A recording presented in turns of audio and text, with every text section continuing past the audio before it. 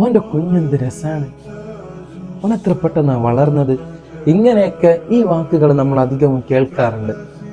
എന്താണ് ഈ വാക്കുകൾ കൊണ്ടുള്ള പ്രശ്നം? എന്താണ്? മുത്തുനബി സല്ലല്ലാഹു അലൈഹി വസല്ലം തങ്ങളെ പഠിപ്പിക്കുന്നുണ്ട്, അൽ ഐനു ഹഖ്ഖുൻ, കണ്ണേറ്, കൺകെട്ട് യാഥാർത്ഥ്യമാണ് എന്ന് മുത്തുനബി സല്ലല്ലാഹു അലൈഹി വസല്ലം. അപ്പൊ എന്താണ് പരിഹാരം? മുത്തുനബി സല്ലല്ലാഹു അലൈഹി വസല്ലം തങ്ങൾ തന്നെ പഠിപ്പിക്കുന്നുണ്ട്.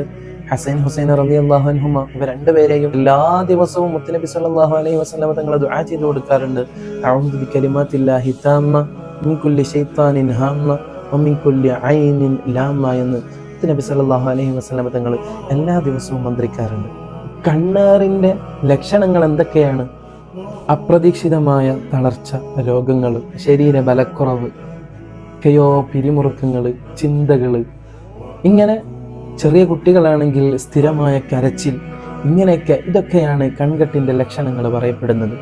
ഇങ്ങനെയുള്ള ലക്ഷണങ്ങൾ കാണുമ്പോൾ ആയത്തുൽ കുർസി, അൽ ബഖറ സൂറത്തിലെ അവസാന 2 ആയത്തുകൾ, ഖുൽ അഊദു ബിറബ്ബിൽ ഫലഖ്, ഖുൽ അഊദു ബിറബ്ബിൻ നാസ്, ഇതൊക്കെ നമ്മുടെ ജീവിതത്തിൽ നിത്യവും രാവിലെയും വൈകുന്നേരവും നമ്മൾ കൊണ്ടു നടന്നാൽ അല്ലാഹു ഇങ്ങനെയുള്ള പ്രയാസങ്ങളിൽ നിന്ന്, കൺകെട്ടിൽ നിന്ന് നമ്മളെ സംരക്ഷിക്കുന്നതാണ് എന്ന് പണ്ഡിതന്മാർ രേഖപ്പെടുത്തുന്നുണ്ട്.